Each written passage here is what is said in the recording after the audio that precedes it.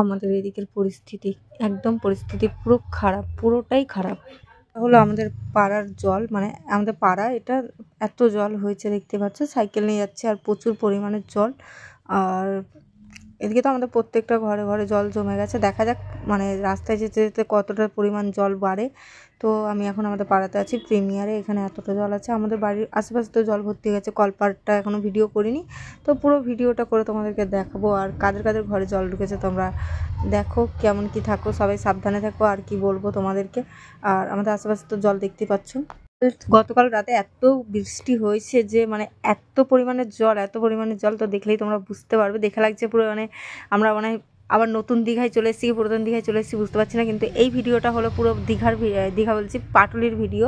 তো পাটুলির আশেপাশে যারা যারা থাকো তো তারা চিনতে পারবে এই জায়গাটা। তো আশেপাশে যেই জায়গাগুলো এত সুন্দর লাগছিল ভিউটা, তো জলের কারণে পুরো ভিউর 12টা বেজে গেছে। আর এই যে এত দামি দামি গাড়িগুলো জলের মধ্যে ডুবে আছে, যারা এখানে পার্কিং করে গেছে তারাই জানে তাদের কি অবস্থা হবে।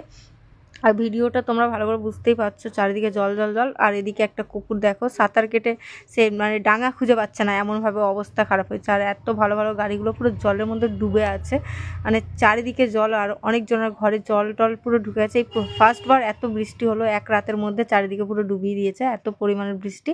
তো কিছু করার নেই, এত বৃষ্টি আমরা কি করব, আমাদেরও বাড়িঘর ডুবে গেছে। আর আশেপাশে তো দেখতেই পাচ্ছ এরম জল, কি আর করব দেখো। তার শহর পুরো ডুবে গেছে, এত জল, মানে যত জল মনে হয়েছে কোনো কলকাতাতেই হয়েছে।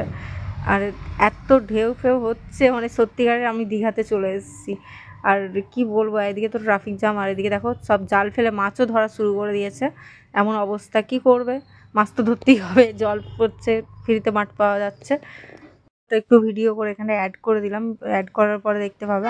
আর আমাদের বাড়ির সামনে তো জল আছে, তোমাদেরকে পুরো ভিডিওটা দেখার জন্য পুরো রিকোয়েস্ট হলো। তো ভালো লাগলে ভিডিওটা অবশ্যই লাইক কমেন্ট শেয়ার করবে। আর এদিকে দেখো একটা কাকু কত মাছ ধরেছে, ছোট ছোট বড় বড় সব মিলিয়ে মিশে মাছ ধরেছে। আর এদিকে বাঁশ দেখো, বাঁশটা তোমরা দেখলেই বুঝতে পারবে পুরো বাঁশটা পুরো এ মানে ডুবে গেছে হাফের বেশি।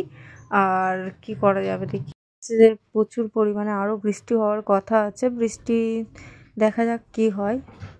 আর ভিডিওটা ভালো লাগলে অবশ্যই লাইক কমেন্ট শেয়ার করে দেবে। এত পর্যন্তই করব ভিডিওটা, আর বড় করব না, কারণ বেশি বড় হলে কেউ দেখতেও চাইবে না। এতটাই সমাপ্ত করছি ভিডিওটাকে।